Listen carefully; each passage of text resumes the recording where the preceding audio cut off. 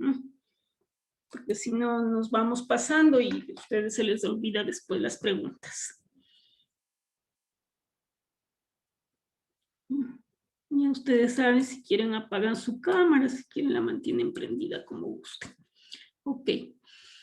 Entonces vamos a hablar sobre un tema que trata sobre las enfermedades metabólicas, genéticas, que básicamente son enfermedades que están producidas por daños en las enzimas de los caminos metabólicos. A estas enfermedades se les considera los errores innatos del metabolismo, también EIM o también ECM, errores congénitos del metabolismo. Cualquiera de las dos formas se puede encontrar en los libros. Lo más común es utilizar errores innatos del metabolismo, sobre todo aquellos libros que traen, que vienen en inglés originalmente y que no han sido traducidos. Dentro de los errores innatos del metabolismo están dentro de las llamadas enfermedades raras, que son enfermedades cuya prevalencia es de 1 por cada 2.000 personas o menos. Por eso se llaman enfermedades raras. La mayoría de los casos se presentan en edad pediátrica y casi todas son de origen genético. Por ejemplo, la fenilcetonuria materna puede producir fenilcetonuria en el bebé, independientemente de que el bebé tenga o no tenga la mutación. Porque si la mamá tiene alterada la cantidad de fenilalanina en sangre, eso va a interactuar con la fisiología del bebé y por supuesto va a producirle al bebé daños, sobre todo a nivel del desarrollo cerebral, que en ese caso pues no es un daño propio del bebé, sino es un daño producido por el exceso de fenilalanina en la madre. Por eso es que aquí se dice que casi todas son de origen genético, ¿no? Los errores innatos entonces están dentro de estas enfermedades raras y las mutaciones para estos errores innatos del metabolismo afectan genes y los procesos epigenéticos de las enzimas y los transportadores implicados en los caminos metabólicos. Las mutaciones van a ser normalmente de pérdida de función del gen. La mayoría se hereda de forma autosómica recesiva y pocas van a mostrar una herencia recesiva ligada al cromosoma X, con sus característicos cuadros o árboles genealógicos. Sobre todo en las autosómicas recesivas, casi siempre vamos a encontrar consanguinidad o endogamia o ambas cosas. Perdón, un ratito. Aló.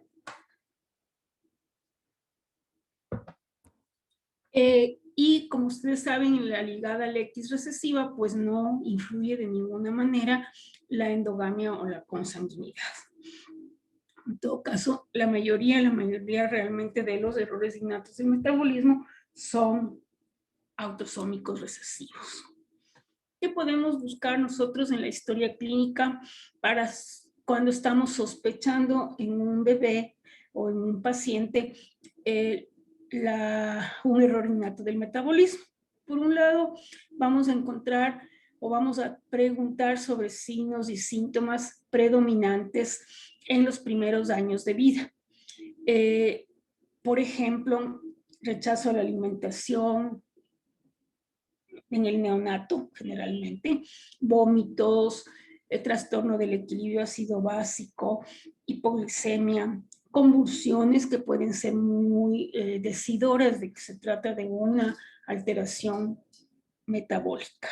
En la historia familiar podemos también preguntar sobre otras personas, otros niños que hayan tenido situaciones similares a las que hemos preguntado para el paciente. Y también podemos buscar algunos signos y síntomas como por ejemplo visceromegalias, especialmente hepatomegalia, esplenomegalia, o podemos encontrar también alteraciones a nivel de la cara, por ejemplo rasgos gruesos, grotescos, o podemos encontrar piel seca, podemos encontrar eritemas, hay diferentes signos que nos pueden llamar la atención para sospechar un error innato del metabolismo. Obviamente la alteración está en el DNA o en sus formas epigenéticas, que como ustedes saben son el control real de la expresión del gen. Si no hubiera un control epigenético, no habría silenciamiento génico, no habría activación génica.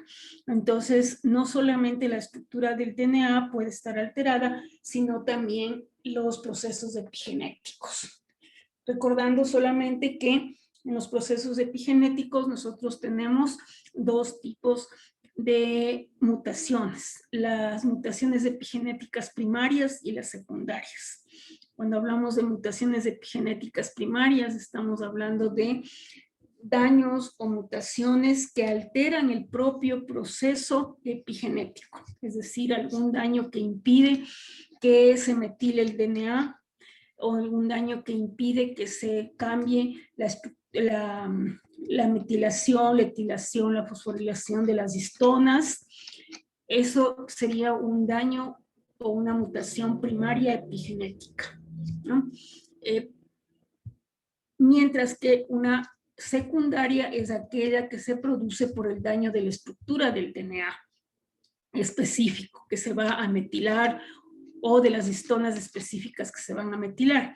Por ejemplo, si nosotros sabemos que en el DNA tenemos que metilar las islas CPG y en una de las islas CPG la citosina, que es la que se metila normalmente en la cadena 5'3', se ha mutado y se ha cambiado por una adenina, el proceso epigenético no se puede dar. Aunque el mecanismo epigenético como tal está normal, cuando busca la citosina para metilarla, pues no la va a encontrar. De igual manera, si nosotros tenemos que metilar o que fosforilar, por ejemplo, una serina en una histona, y la serina ha sido cambiada por un proceso mutacional en el DNA por una valina, por decir algo, obviamente el sistema epigenético, por más que esté normal, no va a poder encontrar a esta serina y no va a poder fosforilarla. Esas serían las mutaciones epigenéticas secundarias, es decir, secundarias a un daño estructural en el DNA. Y obviamente cuando estos daños se producen tanto en el DNA como en los procesos epigenéticos, se va a alterar la estructura y función de las proteínas y obviamente va a producir daños en las células y en los órganos. La fisiopatología general de un error innato del metabolismo es simplemente el sustrato más la enzima que está alterada. Entonces, al estar alterada no se producen los productos y la carencia de productos va a hacer que el organismo lo sienta como una deficiencia, pero además el sustrato va a estar en exceso porque no se está degradando. Por lo tanto, va a encontrar un lugar donde acumularse y esto producirá toxicidad y daño celular. También se van a producir en los procesos de daño enzimático alteración de las vías metabólicas alternas. Casi todas las vías metabólicas no solamente tienen una vía principal de metabolismo, sino que tienen vías alternas con los llamados metabolitos secundarios. Estos metabolitos secundarios tienen una cantidad determinada de metabolito que es normal porque es una vía secundaria. Pero cuando en la vía principal se daña, las vías enzimáticas, las vías metabólicas tienden a mandar más metabolitos a las vías secundarias y también pueden producirse daños por exceso de estos productos secundarios en el organismo. Así tenemos nosotros que la mutación génica puede alterar las enzimas, las coenzimas, pero también pueden alterar los transportadores y los receptores. Podemos tener una alteración de membrana con alteración del transporte, metabolismo intermedio como de los aminoácidos, carbohidratos y grasas, en los organelos celulares como los lisosomas y los peroxisomas, y también podemos tener daños en ciclos específicos como el ciclo de la URI y el ciclo de Lem.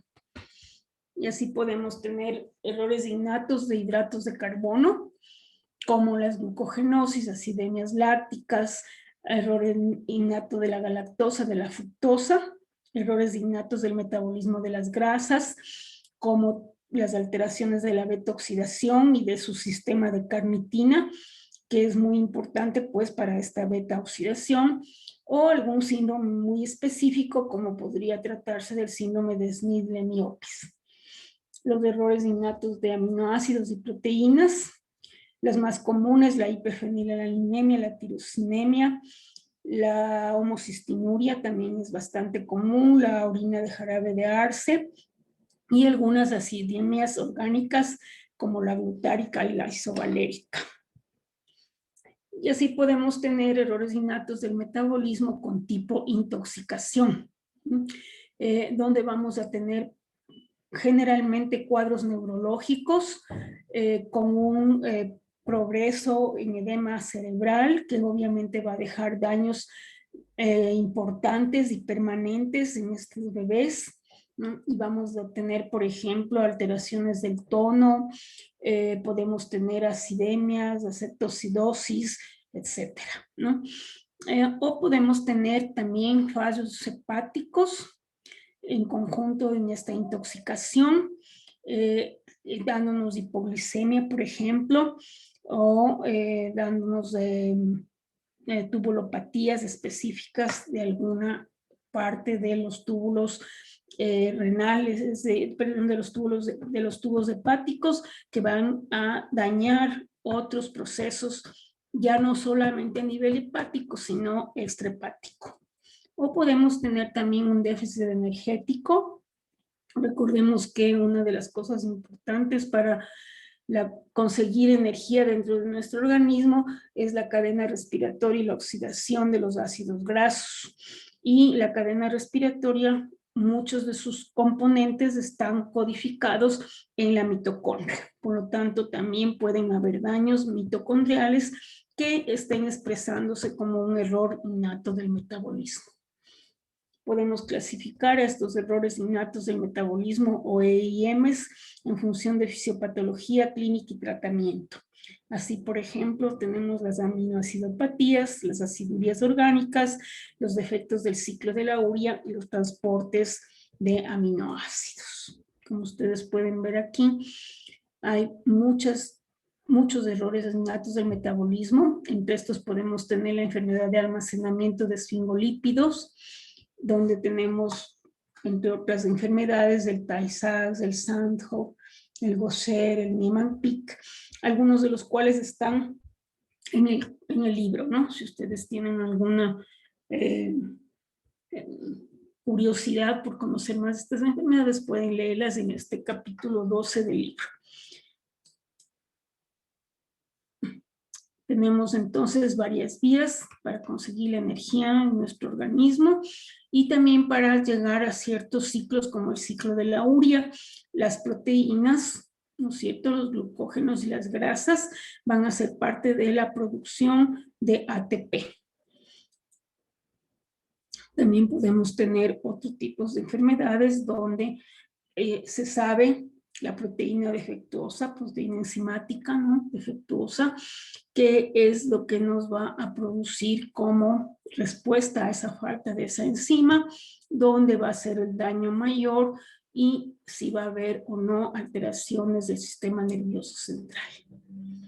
Vamos a tener, por ejemplo, aquí una mitocondrial, ¿no? Como la MELAS, que es una mitocondria encefalopática mitocondrial, la que produce acidosis láctica y puede producir episodios de stroke y, perdón, de accidentes vasculares cerebrales, diabetes mellitus y algunas otras características, ¿no? Fíjense que aquí el punto de mutación está en el RNA de transferencia que se produce en la mitocondria. Ustedes recuerden que tenemos 37 genes de la mitocondria, muchos de los cuales van a producir RNA de transferencia, RNA ribosomales, y se van a producir también los varios sistemas de la oxidorreducción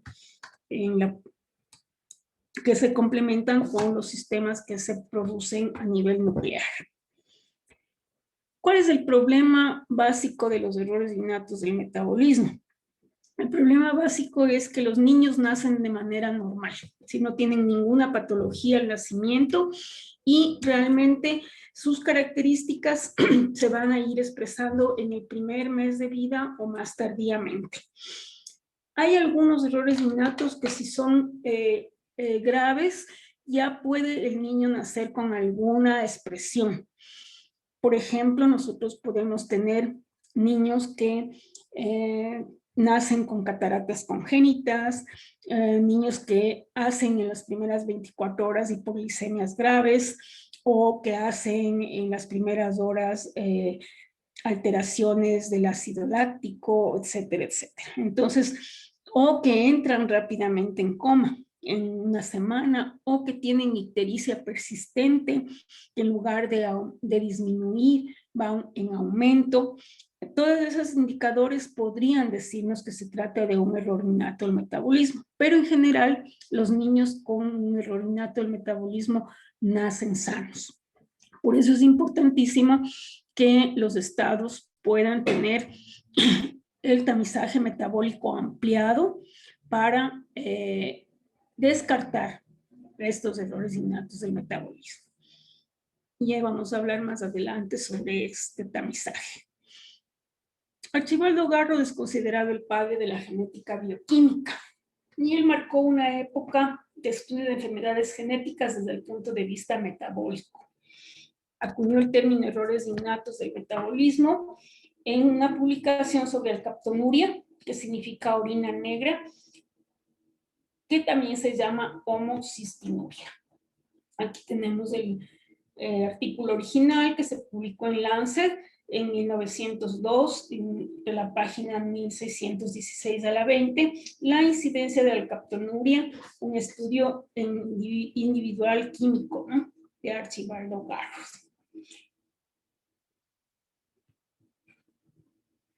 Este sería el daño bioquímico que produce la homocistinuria o alcaptonuria, donde tenemos la oxidasa de ácido homogentísico dañada y por lo tanto no se puede degradar el ácido homogentísico.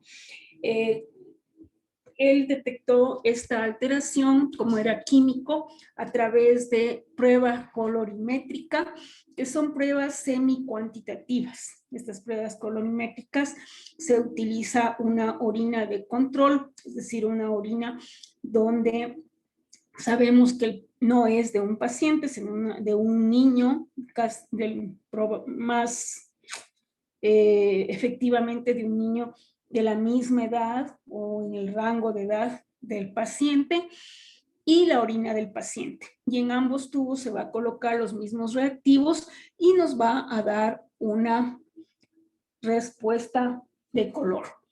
Esta respuesta de color, el investigador o el laboratorista va a calificarla en cruces. Entonces, si nosotros tenemos este cambio a orina totalmente negra, diremos que tiene 4 cruces, que es lo máximo que podemos calificar, y obviamente que en la orina del paciente existe ácido homogentísico y por lo tanto sabemos cuál enzima está alterada, dado que encontramos mucho incremento de este ácido homogentísico. Así se puede hacer de cualquier otro de los enzimas. Hay que no se utiliza actualmente, ¿no? Un panel de estudios colorimétricos semicuantitativos que son muy fáciles de hacer. Normalmente constan de 15 pruebas para aproximadamente 18 probables alteraciones, porque algunas de estas pruebas nos dan para 2 o 3 enfermedades, y eso se utilizaba hace mucho tiempo, pero si es que uno no tuviera ninguna otra posibilidad de hacer un tamizaje metabólico, ese tamizaje metabólico es muy rápido, es muy barato de hacer y obviamente tenemos los resultados en 24 horas. Entonces podemos sospechar, no es un diagnóstico, es una sospecha diagnóstica la que tenemos, pero pues si no hay otra forma de hacerlo, por lo menos deberíamos tener este tamizaje. Las enzimas tienen un papel indispensable en el proceso metabólico. Facilitan o catalizan la conversión de un metabolito a otro, y si es una vía metabólica, pues si es una vía metabólica anabólica, necesita energía para su función.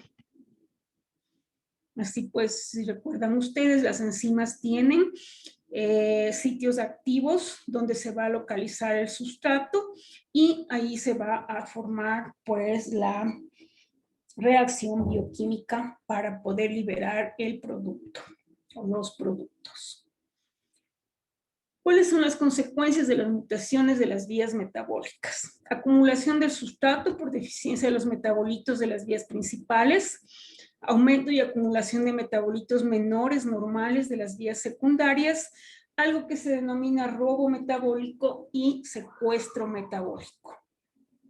La acumulación de sustratos se produce en errores innatos del metabolismo de vías metabólicas catalíticas. Para recordar nada más, las vías catalíticas son rutas metabólicas que liberan energía por ruptura de los enlaces químicos entre las moléculas complejas a compuestos más simples.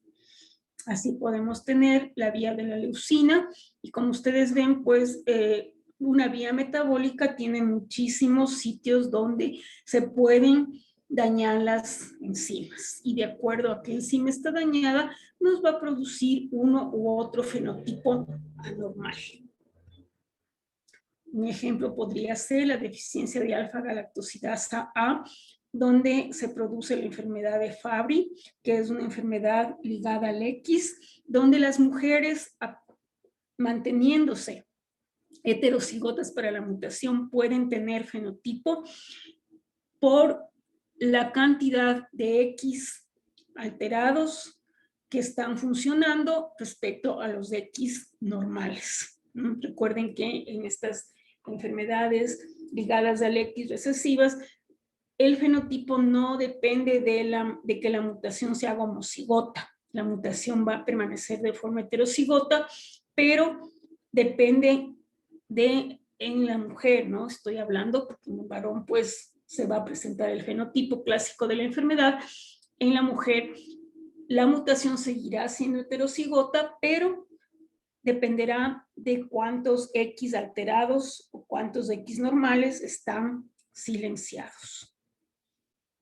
También otro ejemplo podría ser la deficiencia de la beta-galactosidasa, que va a producir gangliosidosis tipo 1 o 2, deficiencia de la glucocerebrosidasa, que va a producir las llamadas células de Gaucher, que son células que se ven como que nosotros hubiéramos puesto papel de seda en el interior. Por esas células de Gaucher se llaman también células en papel de seda. Podemos tener en las vías metabólicas la acumulación de metabolitos menores. Algunas características fenotípicas de ciertos errores innatos se dan por acumulación de metabolitos menores producidos por una reacción trivial, ¿sí? Por una reacción poco importante, si es que no es paciente, sino una persona normal, ¿no? Entonces, por ejemplo, la galactosa tiene una vía principal. Si se daña, por ejemplo, la galactosa quinasa, no se va a producir el paso de galactosa a GAL1P o fosfato 1-fosfatada y va a haber mayor acumulación de galactitol y de galactonato. Pero el galactitol tiene una muy grande afinidad por acumularse en el cristalino. Entonces, una de las características del daño de la galactosa quinasa es justamente la acumulación de galactitol con la producción de cataratas en los niños. Estas cataratas incluso podrían ser congénitas, ¿no? Es uno de los casos en los cuales nosotros, si vemos cataratas congénitas, tenemos que poner dentro de nuestros diagnósticos diferenciales la alteración de la vía de la galactosa por falta de la galactosa quinasa. Tendríamos, ¿no es cierto?, la galactosemia, no hay galactosa quinasa, 1-fosfato, y por lo tanto hay concentraciones altas de este metabolito secundario, que es el galactitol. Obviamente, las otras alteraciones ya se producen directamente por la acumulación de la galactosa. También podemos tener esta acumulación de metabolitos menores en una enfermedad que se llama células globoides de Krabbe, que va a ser una leucodistrofia, es decir, una distrofia de células blancas, ¿no? Estas alteraciones se producen por una acumulación de un metabolito llamado psicosina, y la enzima que está alterada es la galactosilcererosidasa. Ahí nosotros tenemos el Krabbe. Se forma mielina como parte de la excreción de los productos secundarios de la formación de mielina. Hay un producto llamado psicosina, y esta psicosina tiene que ser hidrolizada para salir de los lisosomas. Para que se hidrolice necesitamos la galactocererosidasa. Si esta galactocererosidasa está ausente por mutaciones en el gen de la galactocererosidasa, por supuesto, la psicosina se va a acumular en los lisosomas y va a producir la enfermedad de Krabbe, con las alteraciones que estaban acá, alteraciones tanto a nivel cerebral como a nivel de la velocidad de conducción. También pueden alterarse los parámetros obviamente fisiológicos, y va a haber retraso psicomotor. También podemos tener alteraciones por deficiencia del producto, por ejemplo en el ciclo de la urea. Las mutaciones de la ornitin transcarbamilasa, o la llamada OTC, no permiten el paso de ornitina a citrulina. Los niveles nulos o disminuidos de ornitina producen deficiencia de citrulina. Y la citrulina debe combinarse con carbamolilfosfato para salir de la mitocondria. Como no hay citrulina, el carbamolilfosfato se acumula dentro de la mitocondria. Esta acumulación produce la encefalopatía del paciente. Nosotros tenemos el ciclo de la urea, donde tenemos la citrulina, tenemos el ginosucinato, la arginina, la ornitina. La ornitina tiene un transportador que le introduce en la mitocondria. Una vez que está dentro, se va a conjugar con el carbamilfosfato a través de la OTC, de la ornitin transcarbamilasa. Y al conjugarse, vuelve a formar citrulina. La citrulina también tiene un transportador que le saca de la mitocondria. El momento que no hay OTC, ornitin transcarbamilasa, obviamente la ornitina y el carbamilfosfato no pueden conjugarse. Por lo tanto, la ornitina se queda suelta, no se forma citrulina, no sale de la mitocondria, y el carbamilfosfato va aumentando porque se está produciendo en la misma mitocondria.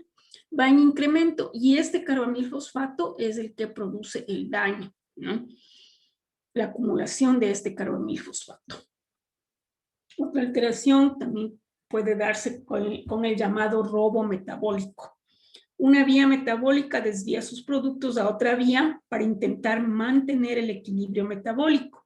En los defectos de la oxidación de los ácidos grasos, por ejemplo, no se va a producir la energía necesaria que debe salir de los ácidos grasos para formar ATP. Y obviamente la célula va a acudir a otras fuentes para conseguir esa energía.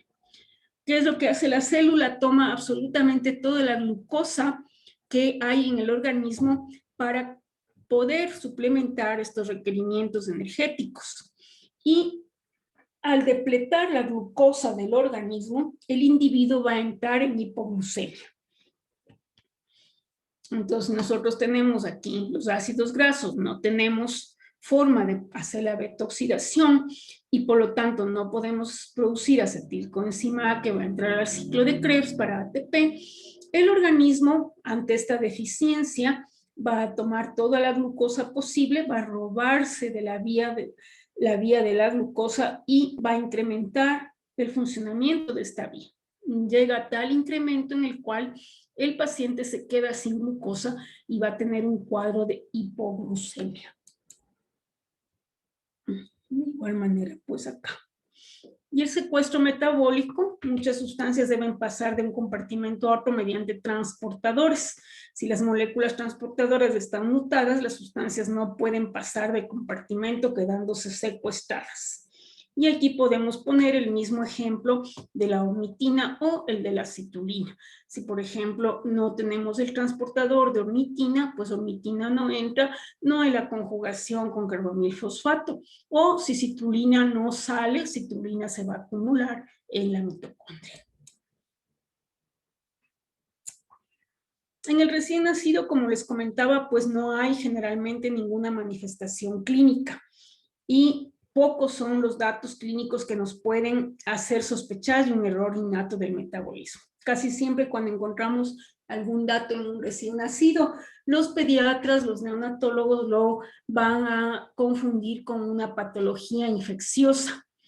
Y obviamente van a empezar estudios sobre patología infecciosa probable en este bebé sin encontrar ninguna característica infecciosa, momento en el cual pues deberán incluir en su diagnóstico diferencial un probable error innato del metabolismo. Podemos encontrar a veces hipoglicemia, convulsiones, fiebre, falta de succión, vómito o letargia en el paciente. Y alguna vez cuando es muy grave el cuadro de inicio, ya podemos encontrar a la semana y media, el niño entra en convulsiones o puede entrar en coma. En todos los libros y actualmente pues en el internet, ustedes cuando estén en un hospital rotando van a tener en su mano su teléfono inteligente, pueden, si es que ya han empezado a hacer el diagnóstico diferencial y piensan que hay una alteración después de hacer este diagnóstico diferencial, piensan que hay una alteración como un error innato del metabolismo, deben pedir laboratorio general, etcétera, para poder corroborar su teoría. Y luego, pues, pueden buscar a nivel de la red o si tienen algún libro especializado, deben buscar los llamados algoritmos de tratamiento.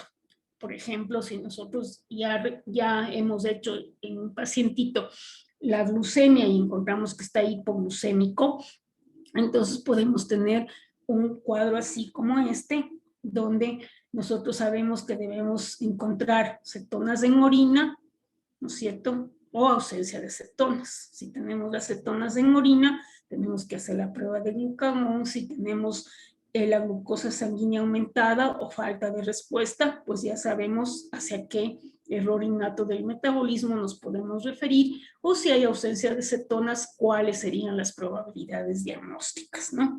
Por ejemplo, un trastorno de oxidación de los ácidos grasos, como vimos ya el ejemplo anterior del robo metabólico. O podemos tener una hiperamonemia, por ejemplo, acidosis metabólica, no acidosis láctica, etcétera, y cada uno de estos algoritmos nos irá guiando para pedir exámenes específicos que corroboren nuestro diagnóstico. Podemos tener fallas de la vida en algunas ocasiones, por ejemplo, en las alteraciones del ciclo de la urea. Los niños se pueden descompensar muy rápidamente y pueden morir en los primeros días después de nacidos. También puede pasar esto en la hiperplasia suprarrenal congénita, perdedora de sal, donde los niños rápidamente hacen un desbalance metabólico importante y pueden morir en los primeros meses de vida.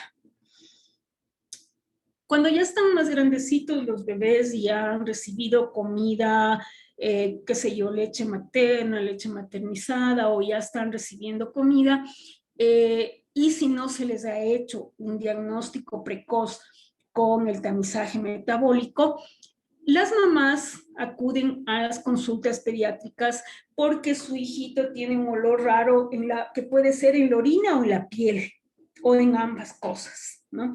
Por ejemplo, en el trastorno que es la enfermedad de orina de Maple, la orina y un poquito la piel huelen a esta miel de maple que secó la gringa, ¿no? No la ecuatoriana. La gringa huele exactamente a eso, ¿no? A una miel de maple, a esas que se pone pues uno de los hotcakes. O si no, podrían también compararla con un olor a miel quemada, ¿no? Pero es mucho más exacto al olor del maple, por eso es que se llama así, pues, la enfermedad, ¿no? O, por ejemplo, en la acidemia isovalérica, la piel del bebé puede oler a pie sudado, en la cistinuria o la tirosinemia tipo 1 a sulfuro, en la tirosinemia tipo 1 también puede oler a, tanto la orina como la piel pueden oler a coliflor cocinada, ¿no? O, por ejemplo, podemos tener en la dimetilglicerinemia la deficiencia de deshidrogenasa dimetilglicenemia. Podemos tener pacientes con olor de la piel a pescado, ¿no? A pescado, y eso exuda ese olor tanto en la piel como en las secreciones, ¿no? En el sudor. Entonces la persona huele a pescado. Podemos tener alteraciones como olor de la piel y de la orina como orina de gato en las deficiencias múltiples de carboxilasa y como ratón en la fenilcetonuria. Si alguien no ha tenido oportunidad de oler la piel de un ratón, puede compararlo con el olor de ropa sucia, mojada. Entonces, generalmente cuando no se ha diagnosticado tempranamente en los primeros meses de vida a través de un tamizaje metabólico, la madre es la que viene con el bebé por este tipo de quejas. Es decir, yo le baño a este niño y sigue oliendo a pescado, o siempre la orina huele a maple, o bueno, a miel quemada, pues, etcétera, etcétera. Y realmente es la madre del paciente quien ya nos trae el diagnóstico. ¿Qué manifestaciones clínicas podemos tener en los errores innatos? Desgraciadamente, no es muy fácil distinguir un error innato de otro. Hay que tener más o menos una idea de cada uno de los errores, por lo menos de alguna característica un poco específica, porque en todos podemos encontrar alteraciones a nivel de todo el organismo. Sin embargo, algunas veces, pues, por ejemplo, en el Fabry vamos a encontrar primero alteración renal, ¿no? Y en la piel,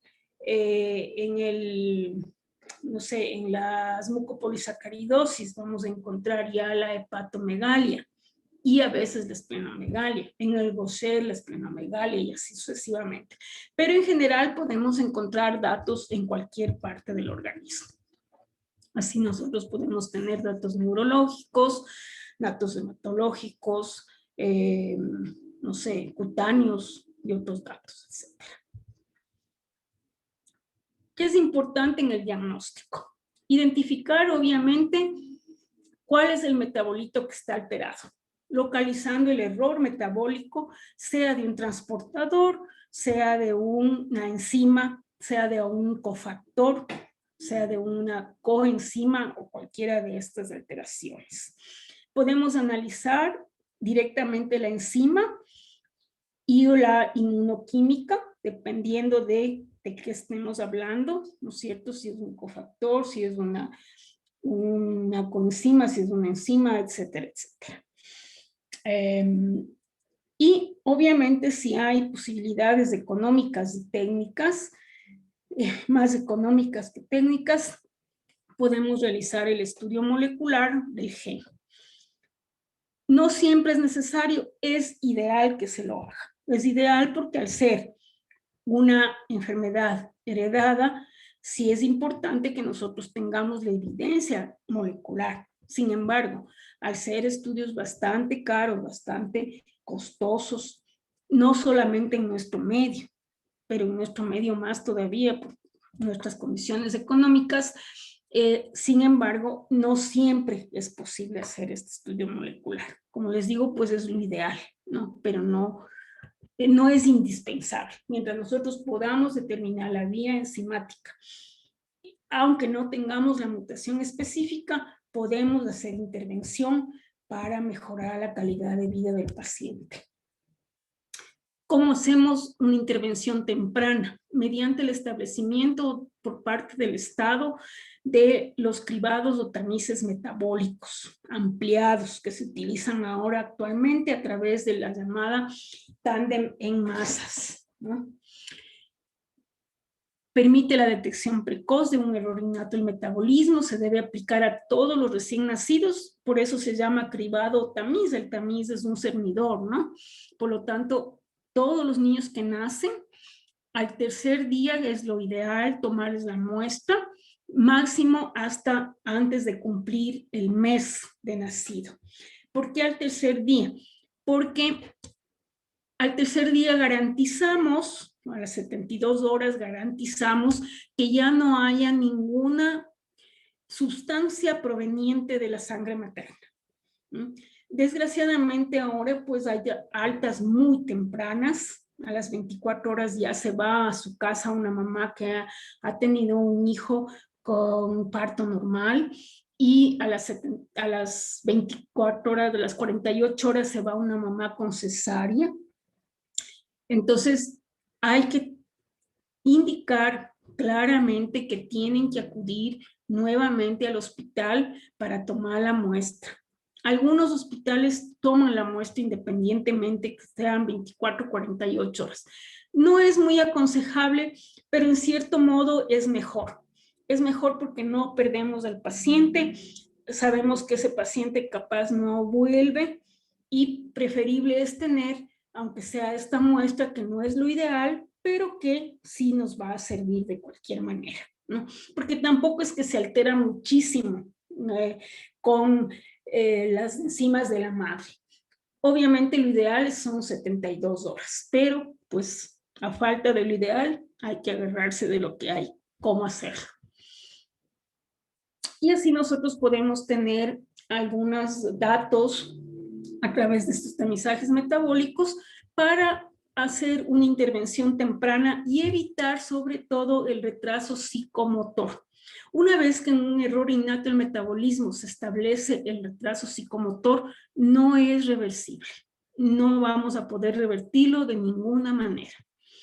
Podemos tener estas colorimetrías que les había comentado con la cuestión de la homocistinuria, y estos son tamizajes colorimétricos semicuantitativos. Entonces, podemos tener, por ejemplo, aquí el cloruro férrico, que nos va a determinar, o no determinar, porque no son diagnósticos, nos va a decir que podría haber una fenilcetonuria o una tirosinemia, porque va este reactivo de cloruro férrico, o esta reacción con cloruro férrico, va a tener, va a actuar sobre toda la vía de la fenilalanina.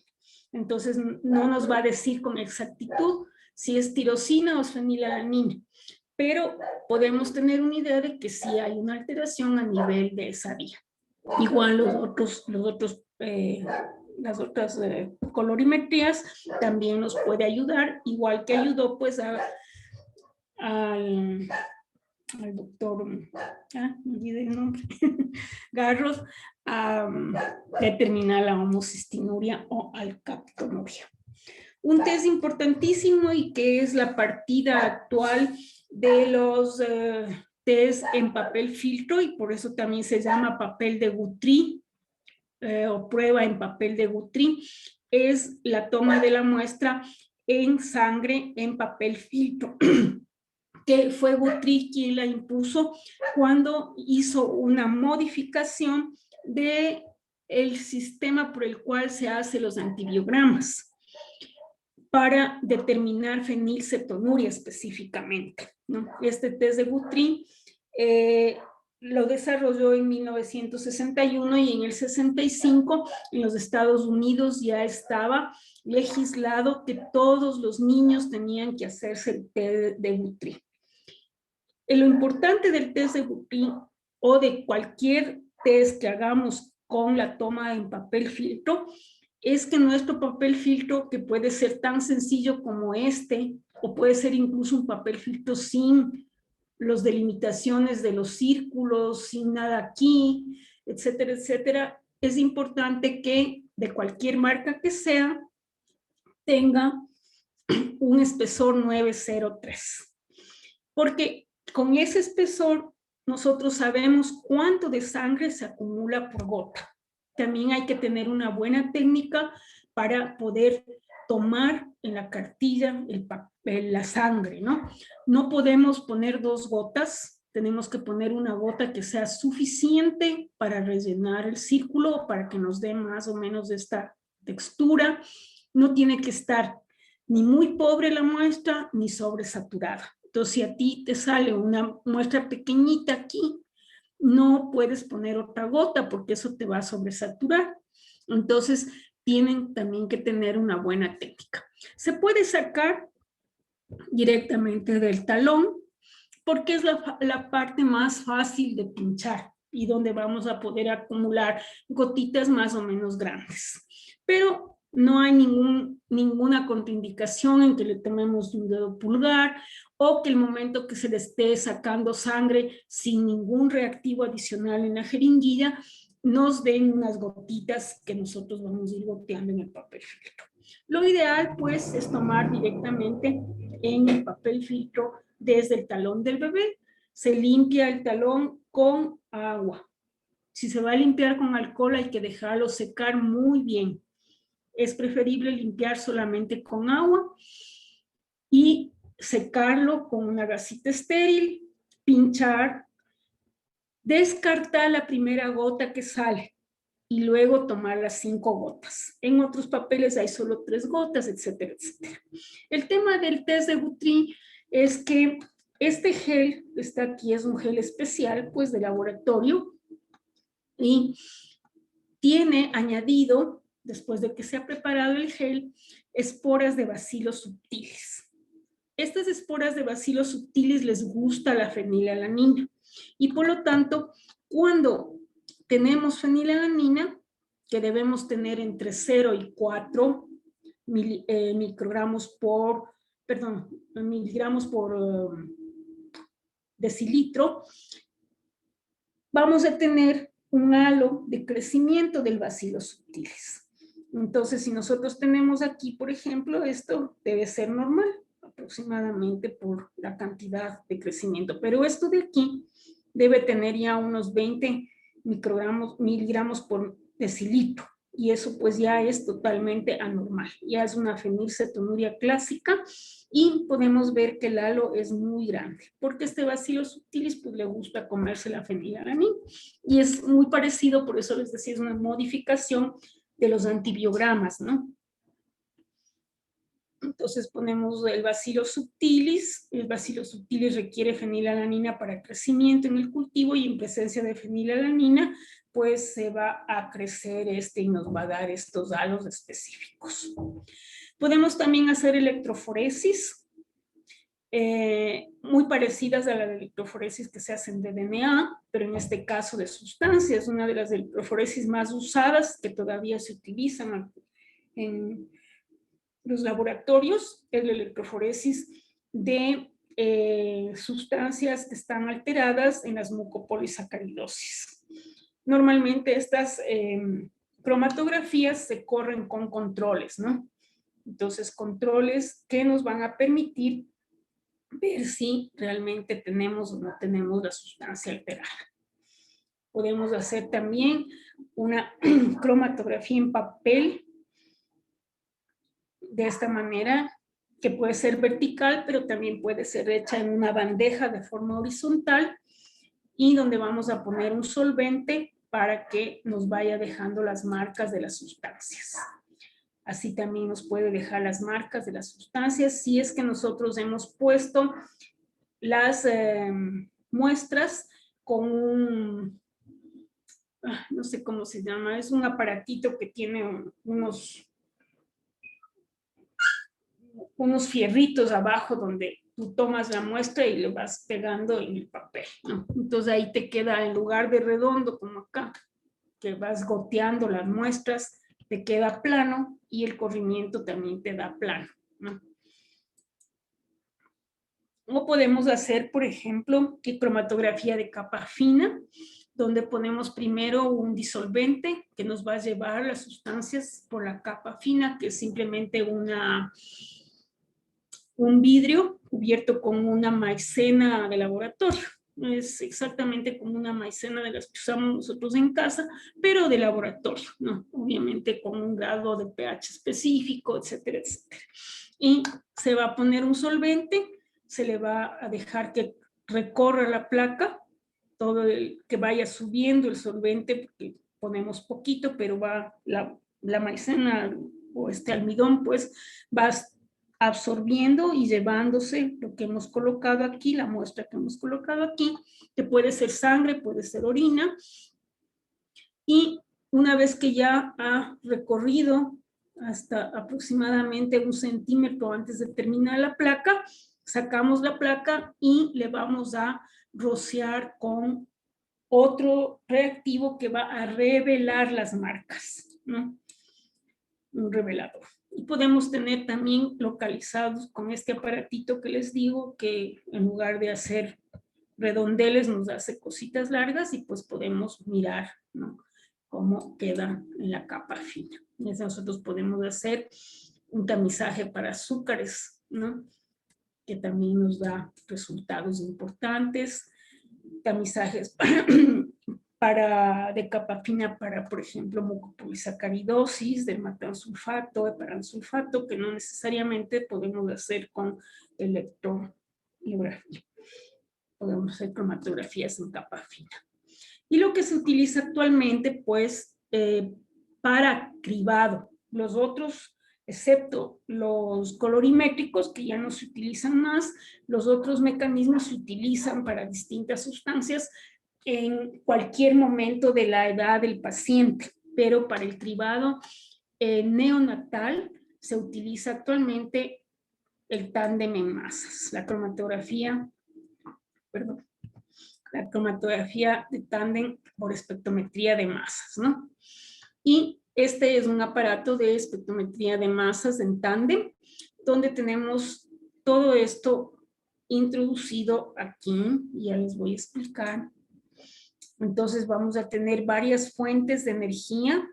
Tenemos también una fuente de colisión de iones y vamos a tener 2 fases en el tándem. La primera fase, con la primera colisión, vamos a obtener cuántas sustancias tenemos en la muestra que hemos puesto. Y en la segunda fase vamos a obtener cuántas moléculas de cada sustancia tenemos. Entonces, estos aparatos normalmente vienen pues ya añadidos a un programa de computación que nos va a dar los picos y nos va a hacer los cálculos de cuántas moléculas están aquí, aquí, aquí, y nos van a decir con ese tipo de moléculas, con los parámetros que ya nosotros deberíamos tener, ¿no es cierto?, si están anormales, si están normales, si están muy bajos, muy altos, etc. Podemos diagnosticar hasta 80 enfermedades por un tándem. Y es muy, muy importante, como les digo, que realmente se haga en el neonato este tándem. Porque al no tener ninguna característica, pero si encontramos ya una alteración específica, podemos intervenir de alguna manera para evitar sobre todo el retraso psicomotor. Ahí podemos tener además que en nuestros estudios de estos niños con sospecha de errores innatos del metabolismo debemos acudir a exámenes de laboratorio específicos. También podemos acudir a exámenes de rayos X, podemos acudir a exámenes de ecocardiograma, de electrocardiograma, de resonancias magnéticas, etcétera, ¿no? Dependiendo de lo que estemos sospechando, que nos va a ayudar a mejorar nuestro diagnóstico. Esta es la cartilla de papel filtro para el pie derecho o con pie derecho, que tiene el Ministerio de Salud en el Ecuador para hipotiroidismo congénito, fenilcetonuria, galactosemia, hiperplasia suprarrenal congénita. En realidad, pues es muy, muy básico, pero bueno, por lo menos hay una intención de hacer algo. Y vamos a tener cuáles son los objetivos, perdón. Ya. Sí. ¿Cuáles son los objetivos de tratamiento en los errores innatos del metabolismo? Por un lado, podemos limitar los sustratos. Así, por ejemplo, en la galactosemia, no dar galactosa, en la fenilcetonuria, no dar fenilalanina, Controlar la producción endógena, que lo podemos hacer con ciertas sustancias. Por ejemplo, en la glicoesfingolipidosis podemos utilizar butirilimicina, que vamos a evitar entonces que se produzca endógenamente el sustrato. Podemos remover las sustancias tóxicas con también otras sustancias. Por ejemplo, en las hiperammonemias podemos dar benzoato de sodio.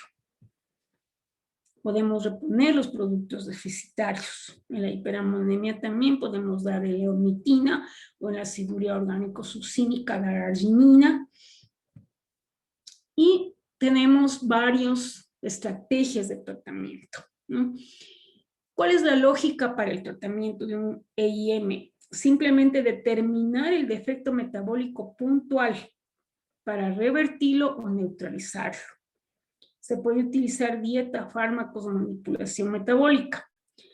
Esto mejora la expectativa de vida del paciente, la calidad de vida de él y de su familia. A lo largo del curso, pues ustedes se han dado cuenta que los síndromes genéticos no son del individuo como tal, sino que siempre viene el individuo con la colita de la familia, ¿no es cierto?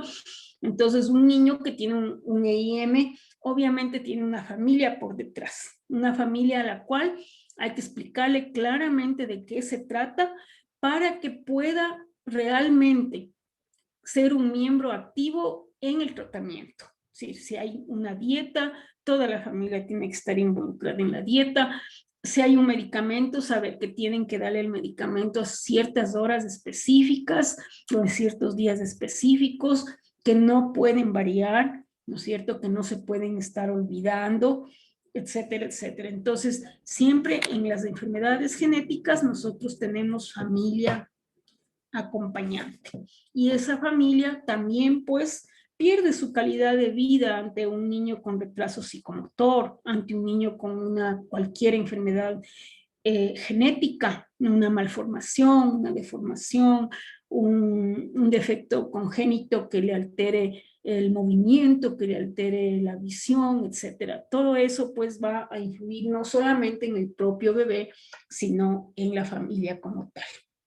Y por eso es importante que nuestras asesorías genéticas sean muy claras para que la familia sea un ente activo para el mejoramiento del niño, porque eso va a mejorar la calidad de vida general de esta familia. Podemos tener tratamientos exógenos o tratamientos endógenos. Por ejemplo, podemos tener intervención nutricional, terapia de reemplazo génico, terapia con chaperonas, trasplante de órganos o de células, terapia de reemplazo enzimático o de privar el sustrato. Y hay que también involucrarle al bebé, al niño en estos estudios y en estas indicaciones. Porque, por ejemplo, un niño que ya va a primero de básica, ¿no es cierto?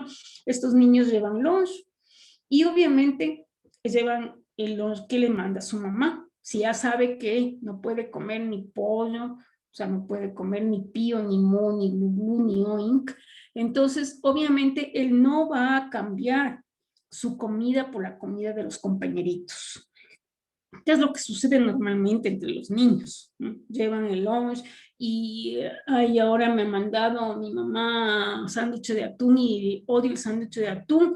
¿Tú quieres sándwich de atún? Sí, porque me mandó de mermelada. Entonces, sí, cambiemos, ya. Y el niño se come el atún y resulta que pues se enferma, ¿no es cierto? Entonces, a los niños ya a cierta edad hay que involucrarles en la educación de qué es lo que ellos no pueden comer y darle las razones por las cuales no puede hacer. No decirles simplemente no puedes comer y ya, no, sino que darles las razones. Mira, si comes tal cosa te vas a enfermar, vas a tener que ir al hospital, no vas a poder ver a tus amiguitos, vas a perder las clases, puedes perder el curso. Entonces, mejor que tú evites comer esto que te hace daño, ¿no es cierto? Pero hay que también educar al paciente, por más pequeñito que sea, ¿no? Pero hay que educarlo para poder obtener mejores resultados. Podemos tener para la intervención nutricional leches y fórmulas infantiles, dietas con restricciones o con suplementaciones. Hay también trasplante de médula ósea. Se considera una terapia de transferencia génica, se usa en enfermedades hematopoyéticas, en inmunodeficiencia, en almacenamiento de glucógeno y en enfermedades no hematopoyéticas. Células madre hematopoyéticas, se tiene gran experiencia sobre todo en las mucopolisacaridosis, que también se llaman glucoaminoglucanosis, y que van a dar mucha ventaja cuando se genera estas células madre hematopoyéticas, ¿no?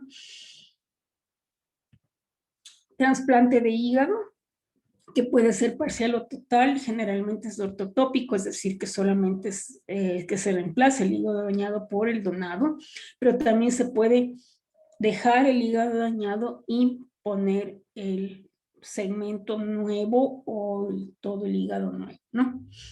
Se utiliza en errores del metabolismo con base hepática o en aquellos errores del metabolismo que los elementos que están dañados en el hígado se esparcen por el organismo y producen otros daños a nivel orgánico. Y es necesario reemplazar el hígado.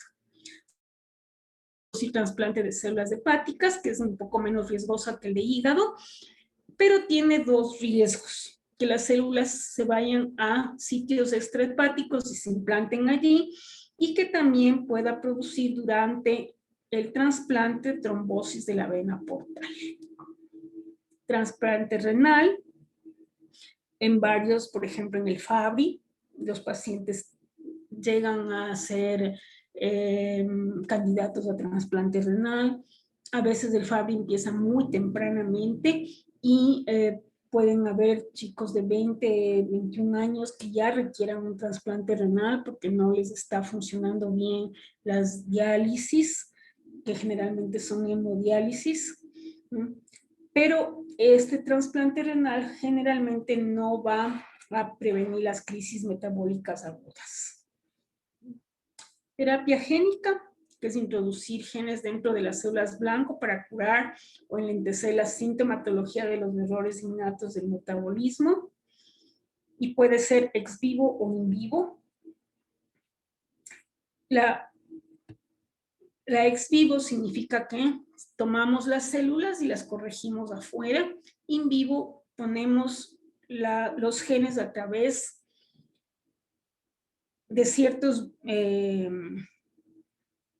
viales, ¿no? Que estos viales van a contener vectores, que generalmente son virus, que pueden ser RNA, DNA, de cadena sencilla o de cadena doble, plásmidos elaborados en el laboratorio, plásmidos desnudos, ¿no?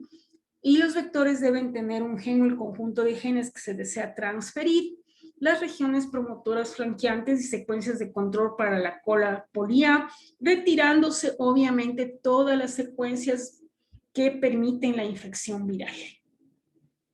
Así tenemos pues vectores virales para entregar los transgenes intracelularmente, infectando la célula humana con este vector, la adhesión del virus a los receptores de superficie celular, la internalización del virus, la liberación intracitoplasmática, el transporte a lo largo de los microtúbulos celulares hasta llegar al núcleo.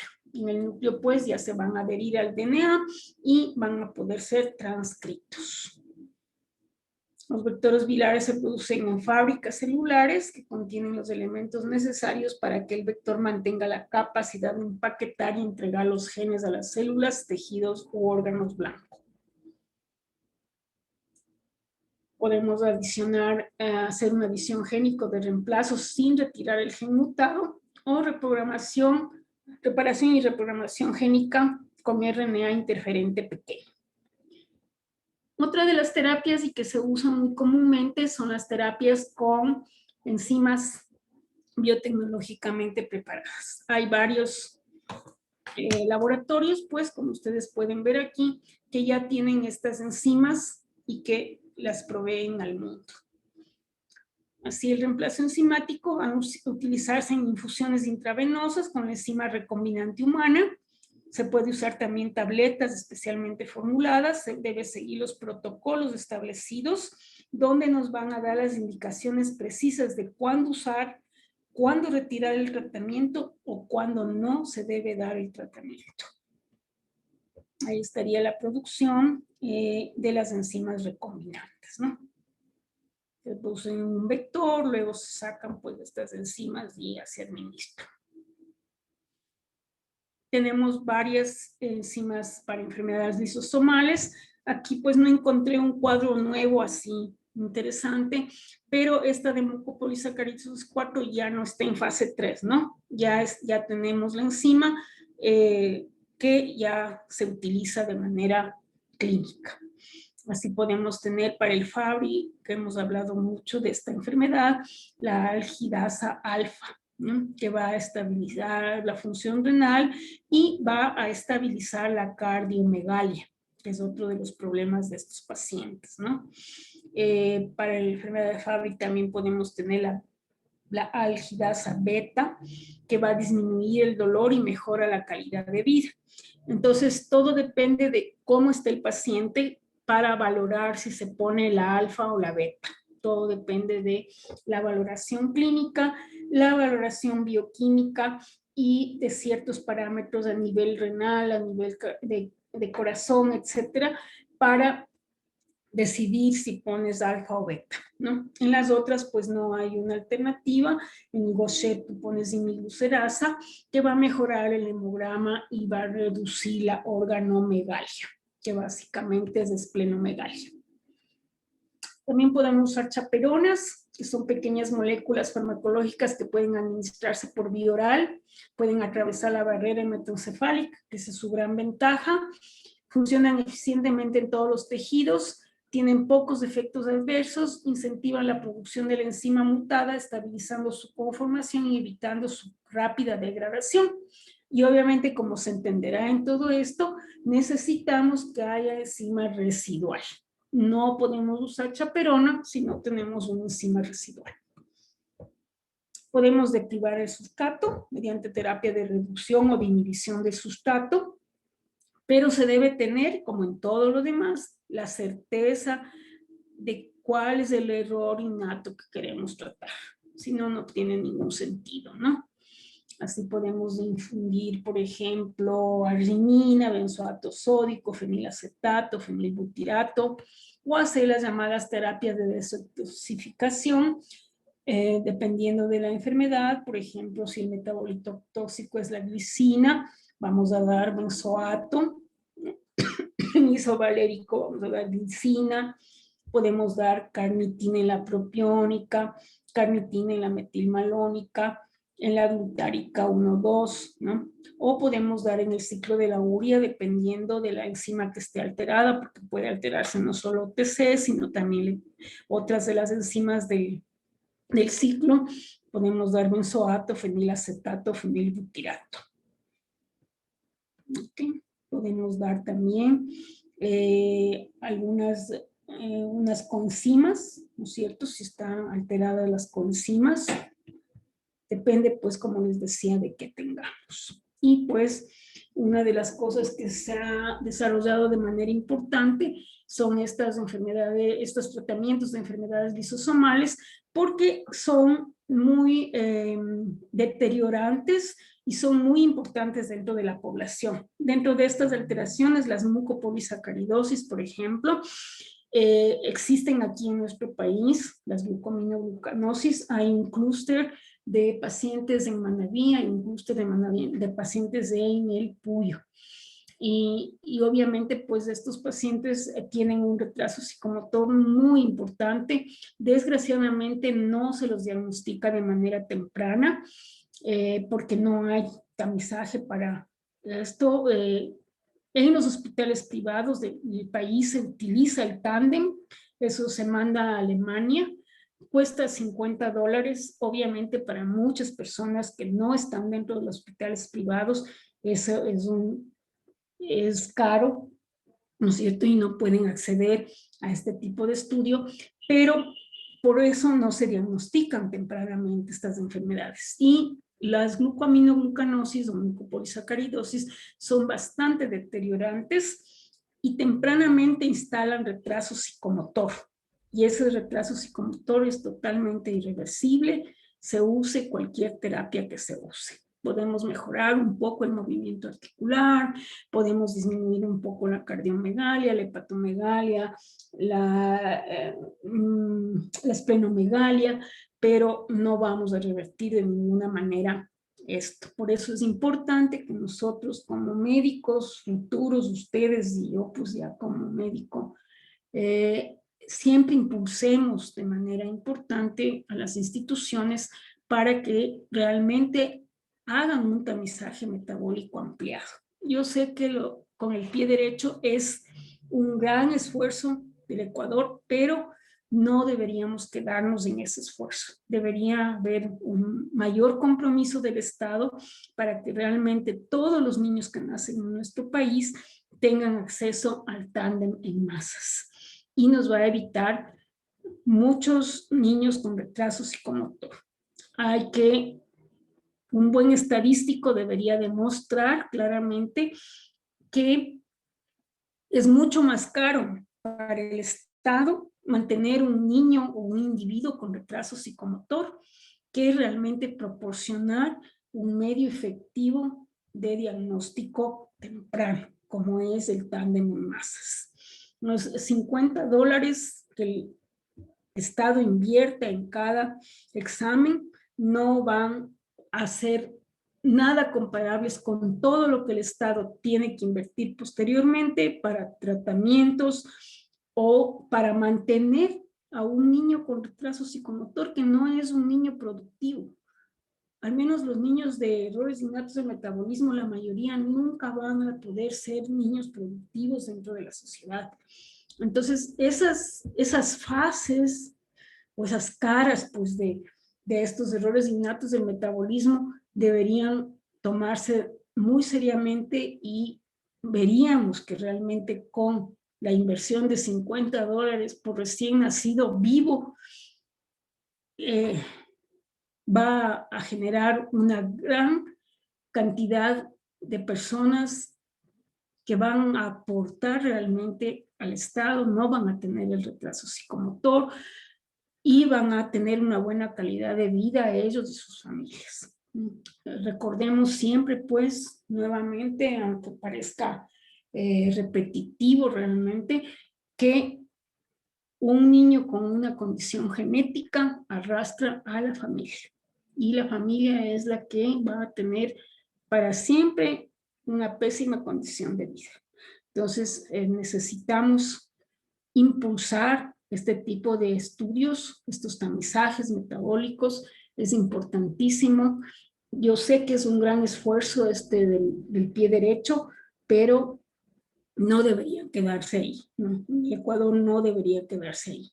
En el hospital privado, obviamente, se hace el tamizaje ampliado y bueno, pero pues esa no es la mayor cantidad de niños que nacen, ¿no? Tomemos en cuenta cuántos niños nacen en las maternidades solo aquí en Quito. Entonces, sí es importante que como estudiantes de medicina, como médicos, impulsemos estos estudios. Ok, ¿alguna pregunta, chicos? Nada. No, Bueno, doc. ya, entonces, nos vemos la otra clase. Adiós. Ya, muchas gracias. Listo, profe, gracias. Gracias, doctora. Luego. Hasta Hasta luego, doc. luego, ustedes, gracias.